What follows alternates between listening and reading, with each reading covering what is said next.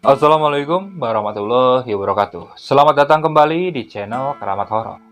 Kebetulan kali ini saya akan membawakan suatu kisah dari salah seorang narasumber yang kebetulan dia pernah mengalami suatu teror saat dia ngekos di salah satu kosan di daerah Bogor.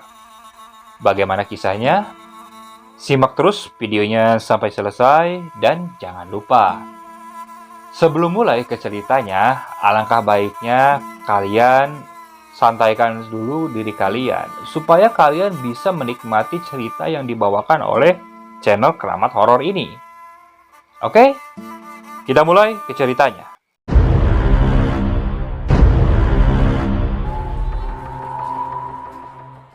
Peristiwa ini aku alami sekitar tahun 2004. Waktu itu kebetulan aku kuliah di salah satu universitas yang ada di daerah Bogor. Kebetulan aku berasal dari daerah Palembang, seperti anak mahasiswa yang dari Pulau Jawa lainnya. Ketika mereka datang ke daerah ini, pasti mereka sangat kesulitan untuk mencari tempat tinggal. Begitu juga dengan saya. Beberapa kali saya pernah pindah kosan karena memang tempatnya merasa tidak nyaman. Ditambah lagi, di kosan yang terakhir aku tinggali ini, aku sempat kehilangan beberapa barang milikku. Dengan alasan itulah, aku berencana untuk pindah kembali kosan. Aku coba bertanya kepada teman-teman yang satu kampus denganku. Nah, dari situlah aku mendapatkan informasi. Katanya tak jauh dari kampus ini, ada salah satu kosan yang kebetulan banyak yang kosong. Setelah bertanya detail di mana alamatnya, sepulang dari kampus, aku langsung menuju ke tempat tersebut. Kulihat dari luar, kosan ini dikelilingi oleh pagar tembok, dan dari depannya, gerbang depannya, terdapat gerbang besi yang cukup tinggi. Jadi kalau kulihat secara keamanannya ini sangat aman. Pasti orang yang berniat tidak baik akan kesulitan untuk masuk ke dalam kosan ini. Lalu aku menemui orang yang dipercaya untuk menjaga kosan tersebut. Setelah bertanya lebih detail, aku lalu mengecek ke dalam. Setelah aku masuk ke dalam, ternyata bentuk kosan ini berbentuk L dengan jumlah 17 kamar. Sedangkan di tengahnya terdapat seperti taman yang di tengahnya ada sebuah saung dan beberapa bangku yang digunakan oleh para penghuni kos untuk bersantai. Aku lalu lihat ke dalam kamar kosnya. Ternyata di dalam kamar kosnya itu sudah dipenuhi oleh berbagai fasilitas seperti kipas angin, kasur, lemari, dan meja belajar. Otomatis, dengan fasilitas seperti itu sudah sangat cukup bagi para mahasiswa seperti kami. Aku lalu setuju untuk menempati salah satu kamar. Aku memilih di ujung pas letter L di sudutnya. Besoknya, dengan dibantu oleh beberapa temanku, aku lalu pindahan ke kosan ini. Karena kebetulan barang-barangku tidak terlalu banyak. Jadi menggunakan 2 kendaraan sepeda motor, barang-barangku bisa langsung diangkut ke sana. Hari itu aku habiskan waktu dengan beres-beres. Hingga akhirnya malam pun tiba. Aku berniat bersantai sambil memainkan gitar kesayanganku. Kulihat ternyata memang ada sekitar 6 kamar yang kosong. Namun aku agak aneh dengan salah satu kamar yang ada paling ujung. Kulihat kamar itu lampunya mati. Namun yang lebih aku agak herannya lagi, entah kenapa, tampak dari depan kamar itu seperti sangat menyeramkan. Aku berpikir mungkin yang kontraknya sedang pergi. Nah, setelah seminggu aku menempati kosan itu, banyak teman-teman kosku yang bermain kos-kosan karena memang situasinya yang nyaman dan memang jaraknya tidak terlalu jauh juga. Namun ternyata beberapa teman yang pernah main ke kosanku itu. Mereka pernah mengalami sesuatu yang aneh. Jadi, sebut saja namanya Diki. Waktu itu dia berencana menginap di kosanku. Dia datang sekitar pukul 8 malam. Kebetulan waktu itu aku sedang beli makanan keluar. Nah, saat Diki ini datang ke kosan, di kamar sudut yang saya ceritakan tadi gelap, dia melihat ada sesosok bapak-bapak sedang berdiri menatapnya. Tatapannya sangat tajam namun terlihat sangat menyeramkan. Diki mencoba melemparkan senyuman ke arah si bapak tadi. Namun si bapak tadi tak membalas senyumannya. Diki lalu pergi saja masuk ke kamarku, karena memang kebetulan kamarku tidak dikunci. Nah, tak berapa lama akhirnya aku datang.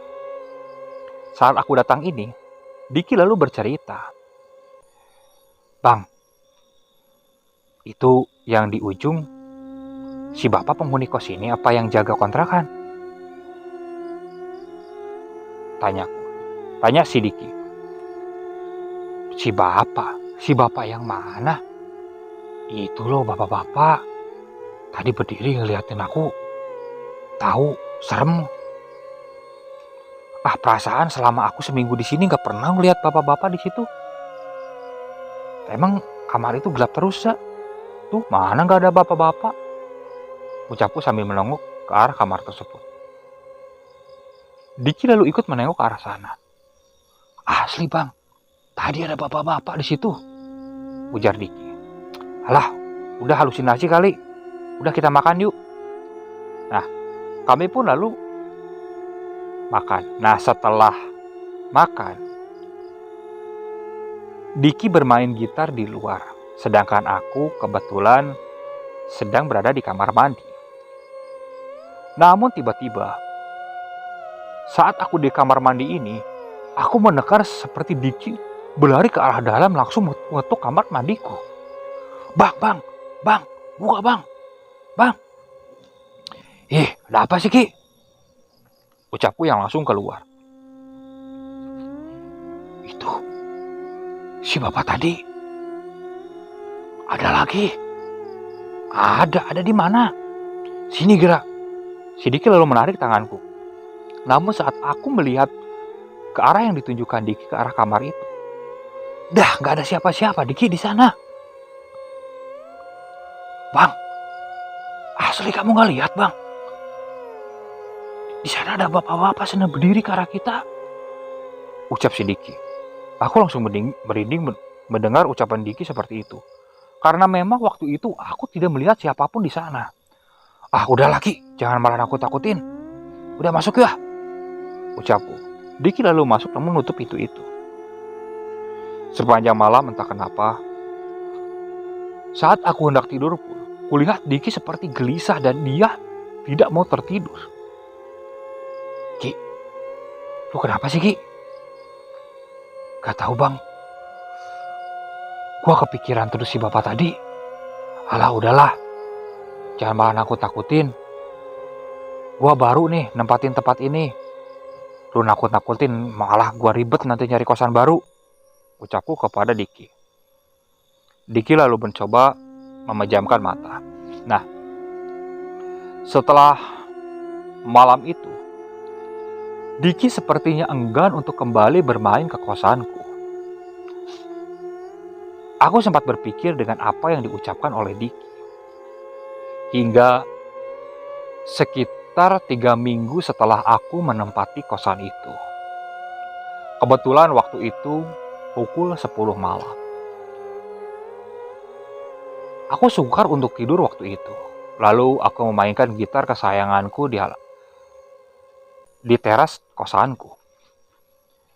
Nah, saat aku memetik gitar kesayanganku tanpa nyanyian, aku seperti melihat ada sekelebat bayangan hitam yang melewat ke arahku. Aku lalu sempat menoleh ke arah bayangan hitam itu. Namun ternyata tak ada siapa-siapa di sana. Namun saat aku kembali menoleh, tepat di saung yang berada di tengah halaman itu. Aku melihat ada sesosok bapak-bapak sedang duduk di saung itu. Namun dia membelakangi ke arahku. Aku coba perhatikan siapa bapak itu. Apakah orang tua dari salah satu penghuni kos di sini? Atau siapa? Karena aku lihat dari belakang, sepertinya ini bukan si bapak yang biasa mengurus kosan ini. Cukup lama aku melihat si bapak itu. Namun, saat aku memalingkan mataku ke arah gitar dan mulai memainkannya, dan ketika aku melihat ke arah saung tadi, si bapak itu sudah menghilang. Dan tak berapa lama dari situ aku mulai merasakan bulu kuduku langsung berdiri. Dengan cepat-cepat, aku langsung masuk ke dalam kosan. Aku simpan gitarku dan mencoba untuk tidur. Namun entah kenapa malam itu, aku sukar sekali untuk memejamkan mata. Namun tak berapa lama dari itu, aku mendengar pintu kamar kosanku seperti diketuk. Tuk, tuk, tuk, tuk, tuk. Aku tak langsung menjawab. Takutnya ketukan itu seperti suara cicak yang memang berdecak. Tuk, tuk, tuk, tuk, tuk, tuk. Kali ini aku yakin itu ada yang mengetuk pintuku. Siapa? Ucapku. Tak ada jawaban dari luar. Ketukan itu pun berhenti. Aku lalu beranjak menuju ke arah pintu, mencoba membuka pintu kosan itu.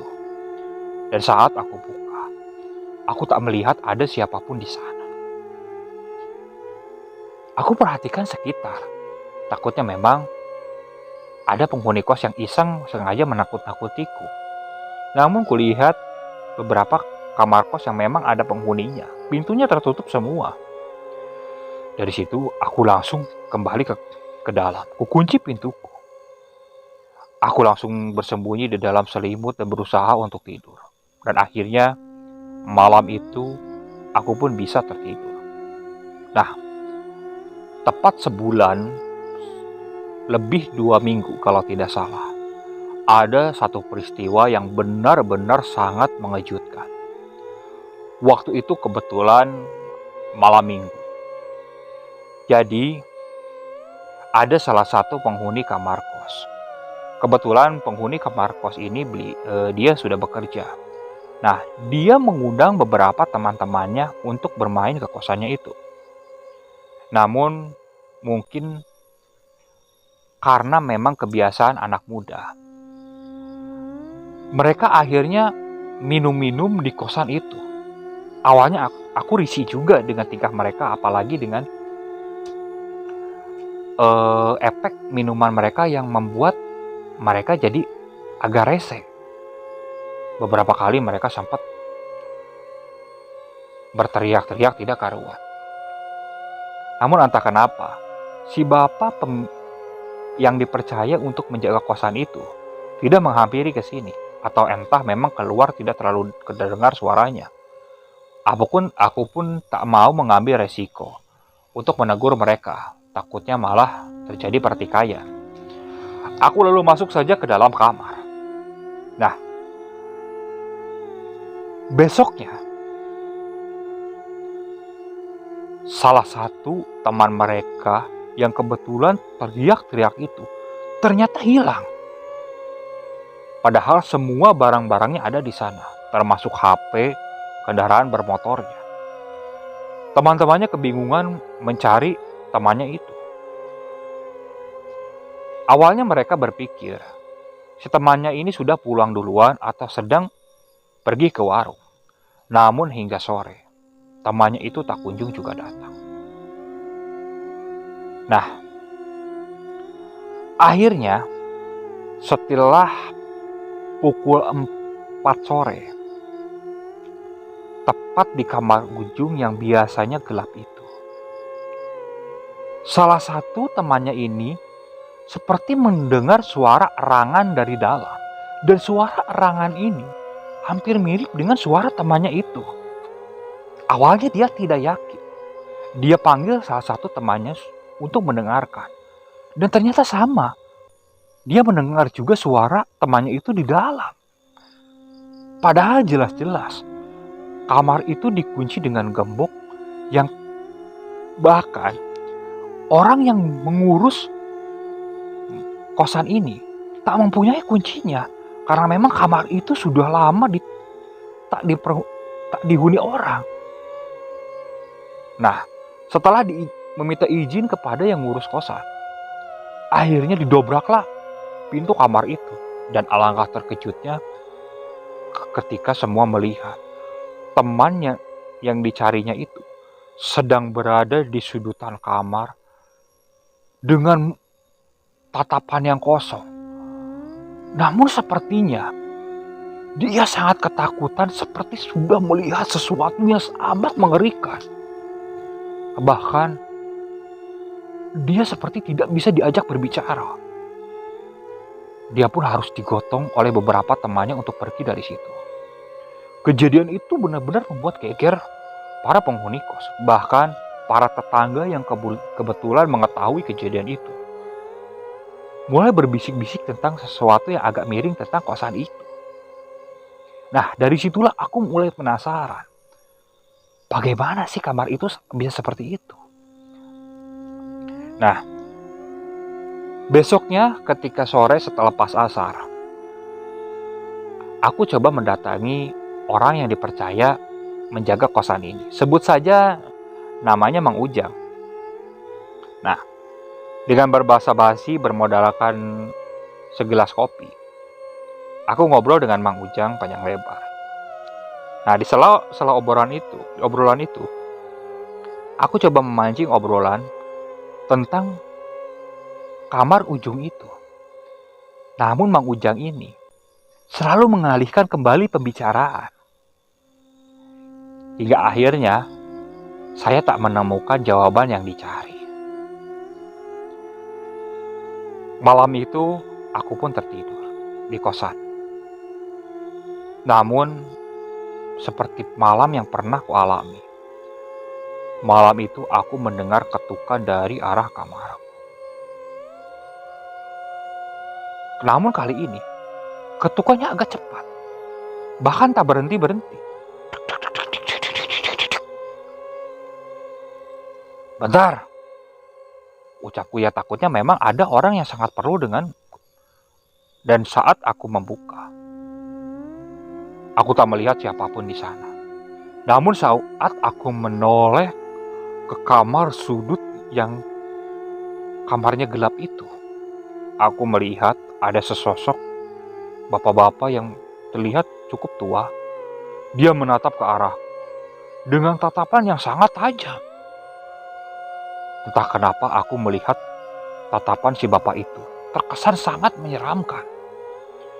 Dengan cepat-cepat, aku lalu menutup kamarku. Aku langsung bersembunyi di dalam selimut kamarku. Dan tak berapa lama, aku seperti mendengar suara langkah berjalan. Berjalan terus. Dan langkah itu lalu berhenti di depan pintu kamar kosku. Di situ bayanganku langsung berpikir bahwa itu adalah si bapak yang kulihat tadi. Dan tak berapa lama, ketukan itu lalu kembali. Namun sekarang dengan tempo yang cukup pelan. Dek, dek, dek. Aku tak berani menjawab apalagi membukanya. Aku biarkan saja seperti itu. Hingga akhirnya pagi pun tiba. Karena merasakan ada sesuatu yang tidak beres. Dan aku juga tidak menemukan jawaban dari apa yang kucari itu. Aku memutuskan untuk mencari jawabannya dari para tetangga sekitar saja. Kebetulan tak jauh dari situ ada salah satu warung kopi langganan saya. Sebut saja pemilik warung kopi itu Ci Imas. Nah, Ci Imas ini memang asli orang situ. Jadi dia pasti hafal betul dengan seluk-beluk daerah sini. Nah, setelah ngopi dan kulihat tak ada orang lain di warung itu. Aku lalu bertanya kepada Bu Imas, "Bu, Ibu tahu kosan itu udah berdirinya sejak kapan?" "Sudah lama, Bang. Ya sekitar tahun 90-an lah. Bahkan katanya 80 berapa lah mungkin," ujar Bu Imas ya sambil mengingat-ingat. "Oh, ini maaf Bu. Ibu tahu kamar ujung yang kemarin ditemuin orang yang hilang itu?" Kenapa gitu?" Terlihat ada raut tegang ketika Bu Imas menjawab pertanyaan itu. "Enggak Bu, ya Ibu jujur aja. Maaf nih saya bertanya kayak gini. Saya beberapa hari kemarin pernah diganggu oleh sesosok bapak-bapak." Ibu Imas lalu mulai menyipitkan matanya. "Bapak-bapak? Iya, agak kurus bukan, Abang Bang?" "Iya Bu." "Oh." Ibu Imas lalu melihat ke kiri dan kanan memastikan tak ada orang di sana. "Abang Bang, tapi jangan cerita ke siapa-siapa ya. Maaf nih, tapi bukan maksud Ibu nakut-nakutin." "Kenapa memang Bu?" "Jadi, dulu tahun 1909 lah kalau tidak salah. Nah, di sana itu kamar yang dulu ngurus kosan ini. Namun beliau meninggal di kosan itu. Nah, yang ngurus ini terkenal garang dulu, almarhum itu. Bahkan kalau misalnya anak penghuni kos berisik kalau udah malam, pasti langsung ditegur. Apalagi kalau minum-minum bawa cewek, wah udah pastilah. Si yang ngurus kosan ini pasti langsung marah-marah. Namun, pada tahun 2002, si bapak ini meninggal dunia karena terkena serangan jantung. Dan menurut warga sekitar pun sering melihat penampakan si bapak itu. Tidak di kosannya, tidak selama di kosannya. Bahkan pernah beberapa kali keluar dan berdiri di gerbang depan kalau malam hari. Makanya kalau malam, Abang Bang kan lihat jarang ada orang yang berani lewat ke depan. "Iya Bu, bener Bu." Nah itu masalahnya. Nah, kemarin pas kejadian yang temennya yang ngekos diumpetin di sana, itu warga sini udah gak aneh, paling mereka berbuat macam-macam. "Oh gitu ya Bu. Makanya kamar kos itu gak pernah dibuka, Dulu pernah diisi orang. Dia cuma kuat 2 hari, 2 hari 2 malam dia diteror abis-abisan, Katanya disuruh pindah. "Jangan diem di sini. Di sini kamar saya," katanya. Nah, malam keduanya lebih parahnya lagi. Bahkan dia semalaman ditunjukin sosok si bapak-bapak itu. Makanya lah kamar itu digembok. Pernah kamar itu hendak diratakan atau dihancurkan. Namun orang yang mau ngebongkar bangunan itu malah langsung sakit, Makanya gak ada yang berani. Waduh, gimana dong Bu?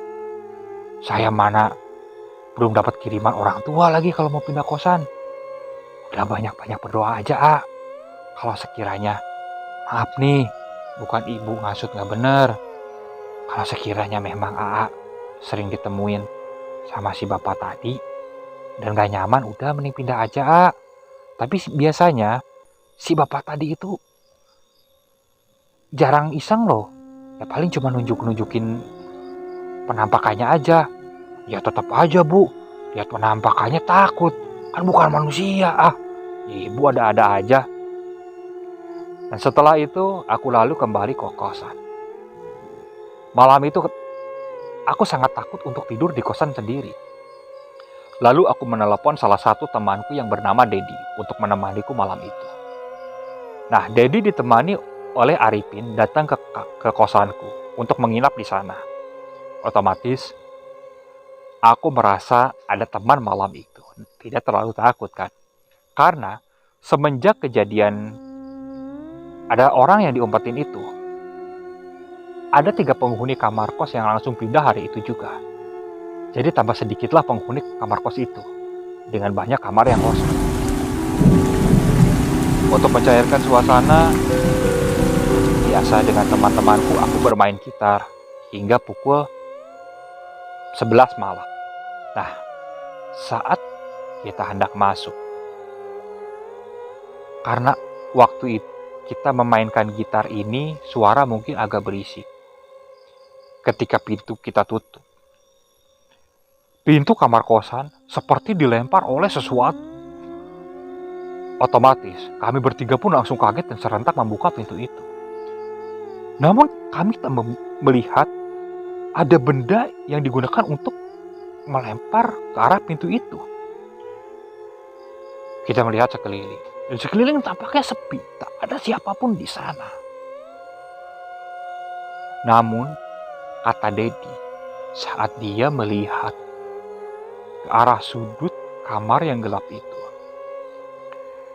dia melihat sosok si kakek seperti menunjuk ke arah si Dedi dan memberikan isyarat tubuh seperti supaya jangan berisik. Dedi lalu menepak ke arah tanganku. Bang, itu siapa bang? Penghuni kos baru bang, ucapnya sambil menuju ke arah kamar gelap itu. Arifin yang waktu itu melihat ke arah sana, dia juga tidak melihat ada siapapun di sana.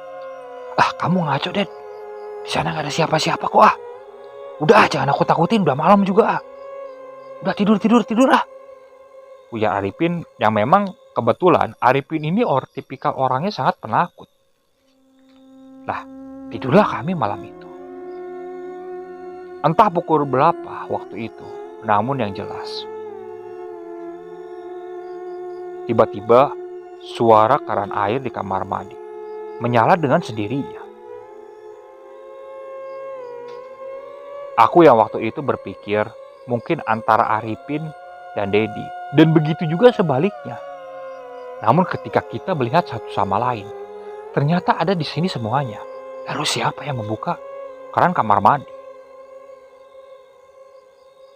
Aku lalu bertatap-tatapan dengan Dedi dan Arifin, seakan memberi kode supaya mengecek ke arah sana. Namun mereka juga memberi kode dengan menggeleng-geleng. Akhirnya aku beranjak untuk ke arah kamar mandi. Dedi dan Arifin pun mengikuti dari belakang, layaknya orang anak kecil yang saling dorong-dorongan.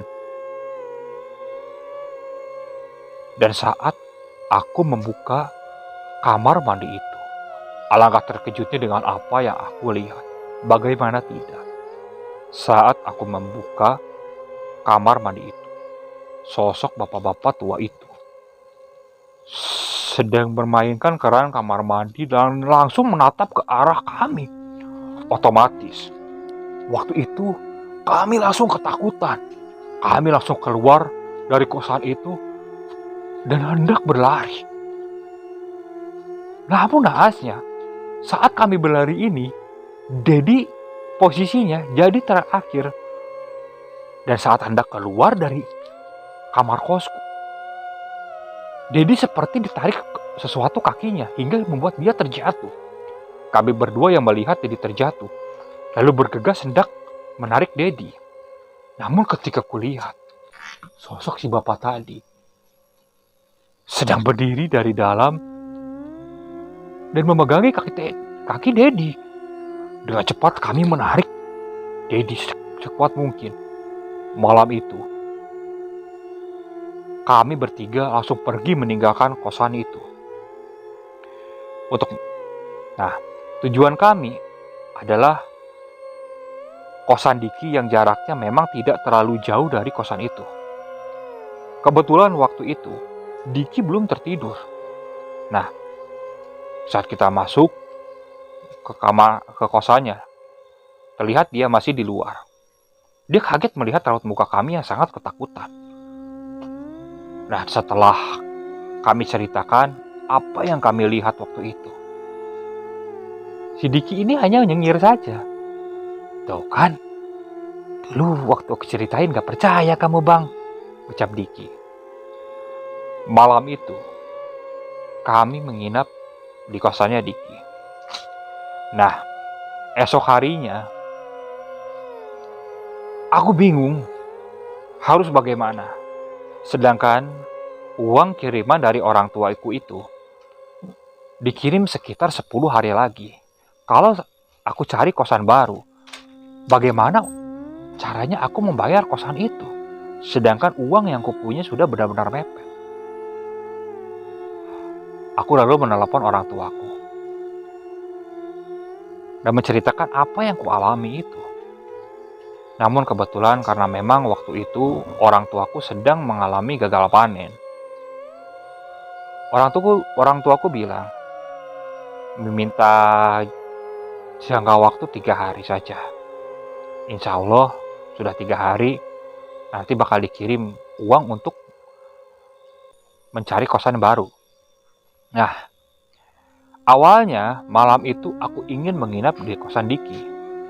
Namun si Diki ini kebetulan orang tuanya yang dari kampung itu datang. Otomatis aku tidak enaklah untuk menginap di rumah Diki.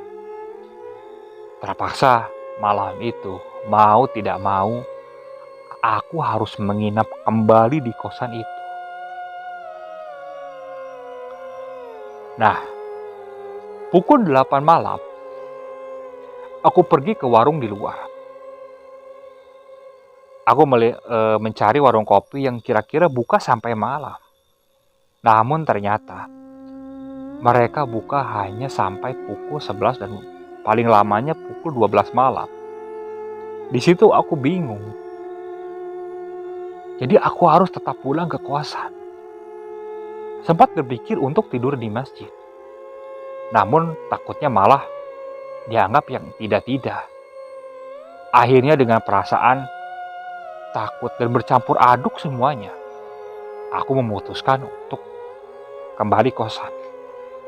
Entah kenapa, malam itu perasaan takut benar-benar menyelimuti di hati dan pikiranku. Bahkan, terasa ketika aku mulai membuka gerbang depan, nyaliku seakan ciut. Aku memperhatikan sekitar. Para penghuni kos sudah tidak ada yang di luar. Ketika aku mulai melangkahkan kaki masuk ke dalam, di situ aku mulai merasakan seperti ada sepasang mata yang mengawasi ke arahku. Aku tak berani melihat sekeliling kembali. Aku tundukkan pandanganku ke bawah. Aku terus berjalan menuju pintu kamar kosku. Namun, saat hendak sampai di depan pintu kosku, dari depan aku melihat ada sepasang kaki yang berdiri dari depanku. Sepasang kaki itu tidak memakai sandal. Terlihat dari kakinya agak pucat. Di situ langsung detak jantungku berdetup dengan kencang. Aku belum berani untuk mengangkat wajahku menatap sosok itu. Namun seluruh badanku seakan lemas. Untuk mundur ke belakang pun aku seakan tak kuasa. Akhirnya, pelan-pelan aku coba angkat wajahku dan tampak dengan jelas. Sosok bapak-bapak itu sedang menatapku dengan tatapan yang tajam. Dengan wajahnya yang pucat.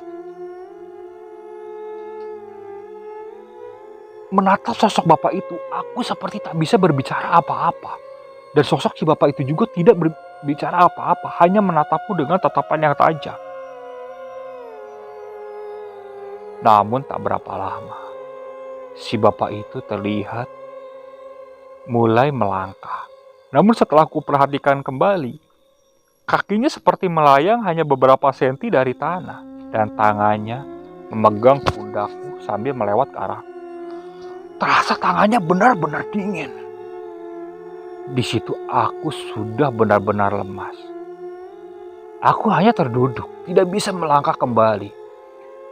sambil menatap sosok itu mulai berjalan ke arah halaman dan langsung kembali ke kamar yang gelap itu. Sosok itu langsung menghilang di sana. Aku hanya seperti orang linglung menatap ke arah sana. Badanku rasa sangat lemas. Cukup lama aku dengan kondisi seperti itu. Mungkin ada sekitar 15 menit sampai 20 menitan lah aku dengan kondisi seperti itu. Hingga akhirnya aku tersadar oleh penghuni kos yang kamarnya memang tak jauh dari tempat aku terduduk itu. Kebetulan dia seperti mendengar sesuatu dari luar, dan saat dia membuka pintu, dia kaget melihat kondisiku seperti itu. Dia lalu menepak bahuku.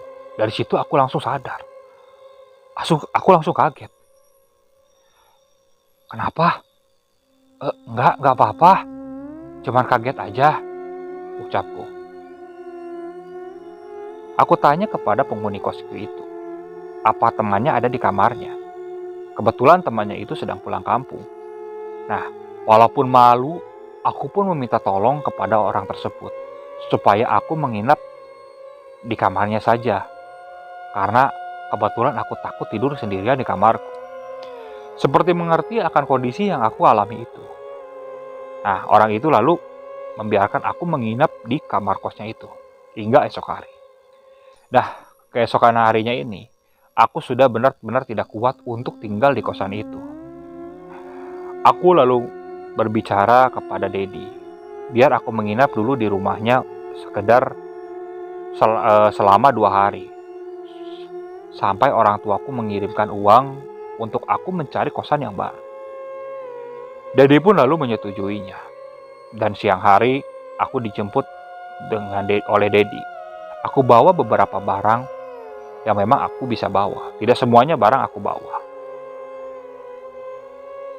Dan lusa setelah hari itu, aku mendapatkan kiriman dari orang tuaku.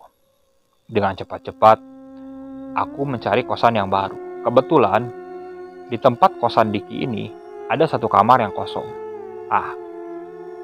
Aku berencana untuk tinggal di kosan bersama dengan Diki. Nah, setelah kejadian itu, aku pun tak pernah mengalami gangguan teror di kosan-kosan yang lain. Dan itu pengalaman yang benar-benar sangat menakutkan ketika aku kuliah di daerah Bogor. Oke, sekian untuk cerita kali ini.